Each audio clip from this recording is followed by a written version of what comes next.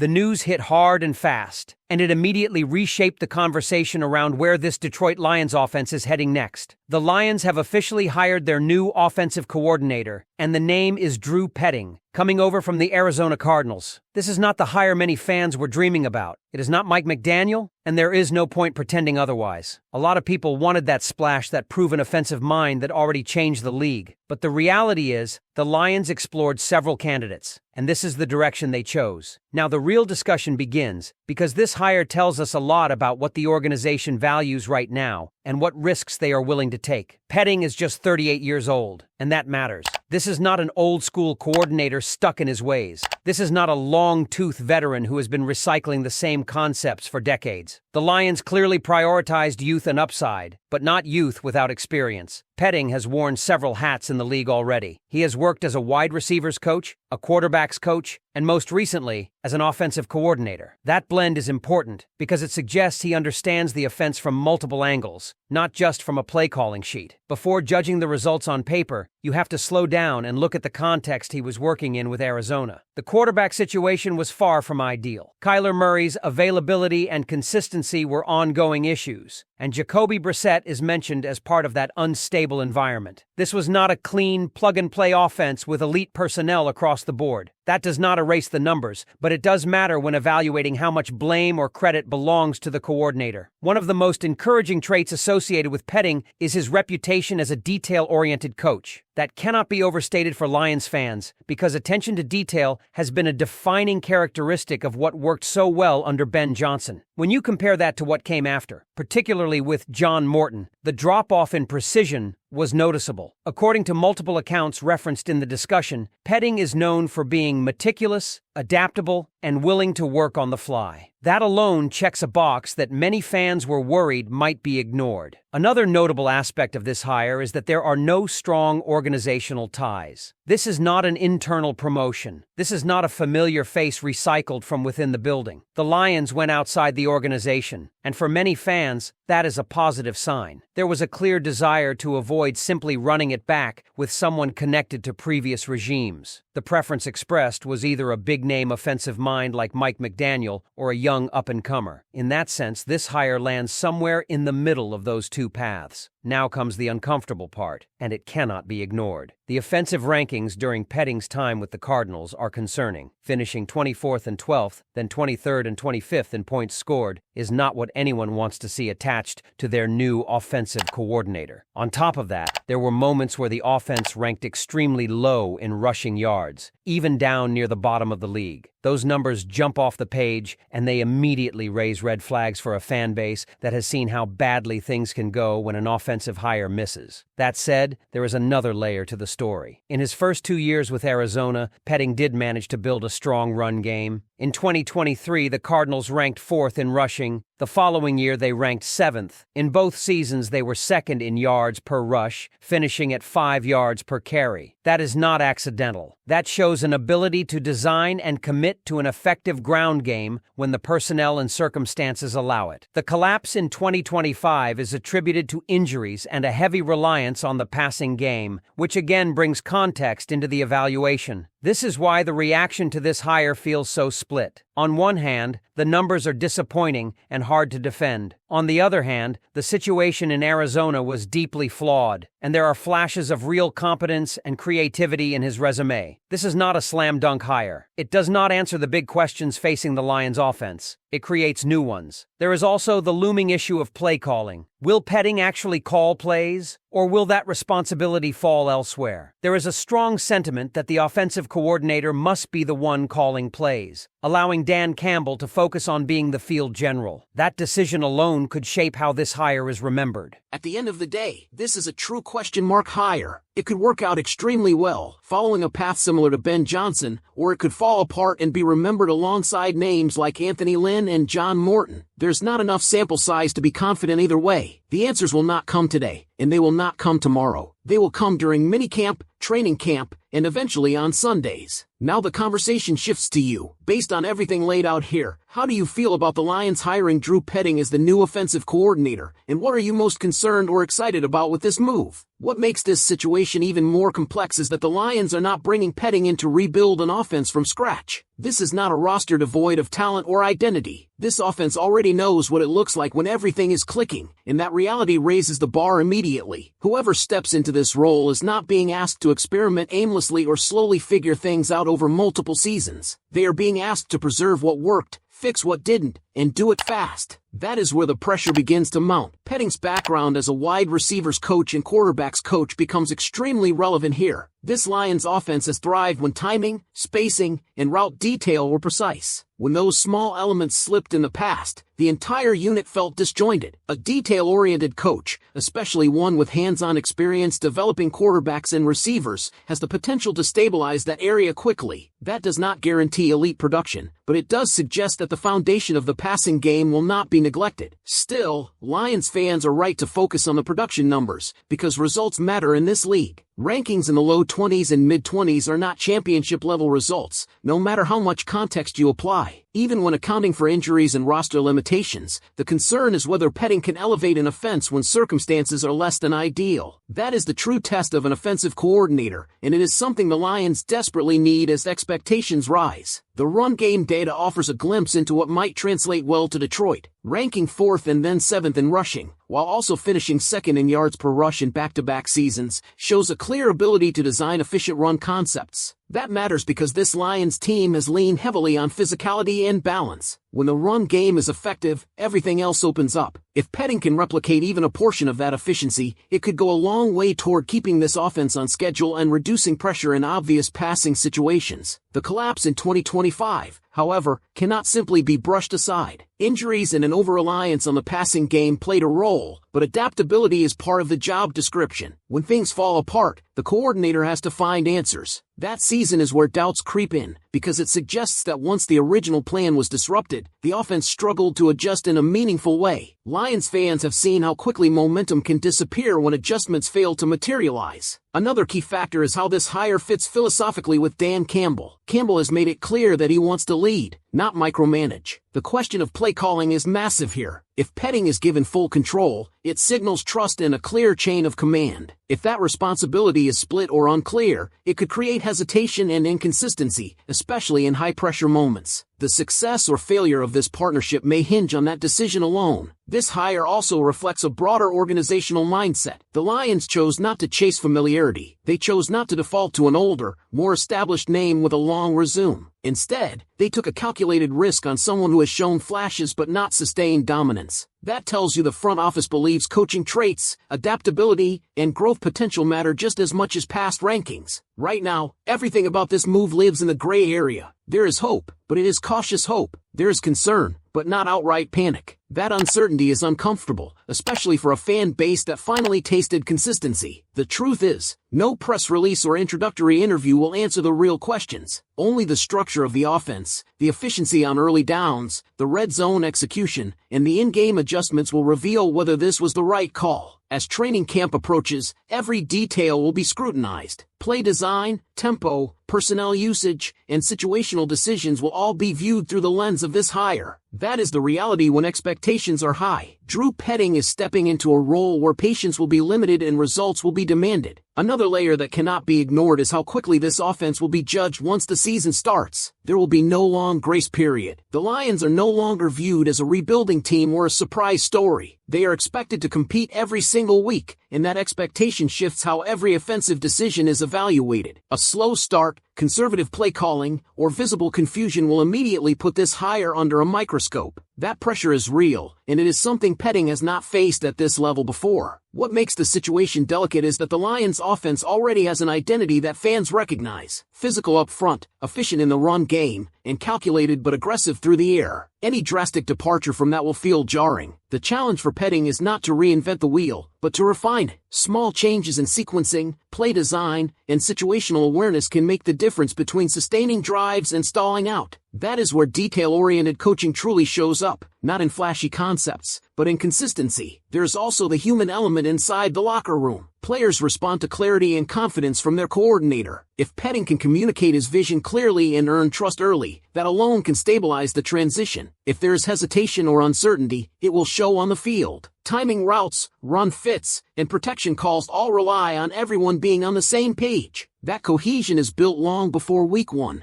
and it will be one of the first indicators of whether this hire is trending in the right direction. The comparison to past offensive coordinators will be unavoidable. Every third and long call, every red zone sequence, every 2-minute drill will be measured against what fans have seen before. That is not entirely fair, but it is the reality. The standard has been set, and maintaining it is harder than reaching it for the first time. Petting is stepping into that challenge knowing that the margin for error is slim. What ultimately defines this hire will not be rankings alone, but adaptability. How does the offense respond when the run game is taken away? What adjustments are made when defenses force the ball out of certain looks? How aggressive is the approach when the game script changes? Those answers will determine whether this move is remembered as a smart bet on upside or a missed opportunity at a critical moment. For now, everything remains unresolved. The Lions have placed their trust in a young coordinator with mixed results but intriguing traits. It is a gamble rooted in belief rather than certainty. And as always in this league, belief will be tested quickly. There's also the question of how much freedom this offense will actually have week to week. One of the strengths of successful coordinators in today's NFL is the ability to tailor the game plan to the opponent without losing their own identity. That balance is difficult. If Petting leans too heavily on what worked in Arizona, it may not fully translate to Detroit's personnel. If he overcorrects and abandons structure, the offense risks losing rhythm. Finding that middle ground is where this job becomes incredibly demanding. Another point that deserves attention is situational football. Short yardage decisions, red zone efficiency, and third down play design are often what separate average offenses from elite ones. These moments do not always show up clearly in season-long rankings, but fans feel them immediately during games. One failed red zone possession can swing momentum. One predictable third down call can end a promising drive. This is where Lions fans will form their strongest opinions about Petting, because these situations define trust. There's also the reality that defensive coordinators will challenge him early. Once tendencies are identified, the chess match begins. How quickly adjustments are made, and whether those counters are effective, will say a lot about his growth as a play caller. This is especially important for a young coordinator. The league adapts fast, and hesitation is punished even faster. Internally, this hire also signals confidence from the front office and coaching staff. They believe this offense is stable enough to handle transition. That belief will either be validated or questioned depending on execution. If the offense remains efficient and disciplined, the narrative shifts quickly from doubt to praise. If it stumbles, the scrutiny intensifies, and every decision leading up to this hire will be re-examined. Right now, the Lions are standing at a crossroads. The foundation is there, the expectations are clear, and the margin for error is slim. Drew Petting represents potential, but potential only matters if it becomes production. Everything from this point forward will be about results on the field and how quickly this offense finds its rhythm under new leadership. One more thing that will quietly shape how this entire move is remembered is how quickly players look comfortable within the structure of the offense. Comfort does not mean predictability. It means players lining up with confidence, executing without hesitation, and understanding why certain calls are being made. When an offense hesitates, even slightly, defenses sense it immediately. That split second is the difference between a clean completion and a broken play. This is where a coordinator's teaching ability becomes just as important as his playbook. Another factor is sequencing. Good offenses do not just call plays. They tell a story over the course of a game. Early calls set up later opportunities. Runs are designed not only to gain yards, but to force reactions. Short passes soften coverage for deeper concepts. This kind of sequencing was a strength in past successful stretches, and it will be one of the clearest indicators of whether Petting truly understands how to maximize what this offense already does well. If drives feel intentional rather than random, that is a positive sign. There is also the emotional rhythm of games to consider. Momentum swings, sudden adversity, and unexpected situations are where coordinators earn their reputation. A stalled drive after a turnover, a quick 3-and-out following a big defensive stop, or a missed opportunity in a tight game all leave lasting impressions. Fans remember those moments far more than season averages. How this offense responds emotionally, not just schematically, will shape the overall perception of this hire. What makes all of this so compelling is that there is no clear answer yet. This is not a move that can be labeled a success or failure in advance. It sits right in the middle, balanced between optimism and concern. That uncertainty is uncomfortable, but it is also honest. The Lions are betting that structure, detail, and growth potential will outweigh past inconsistencies. Whether that bet pays off will be decided in real time, under real pressure. As the season unfolds, the conversation will evolve. Early impressions will harden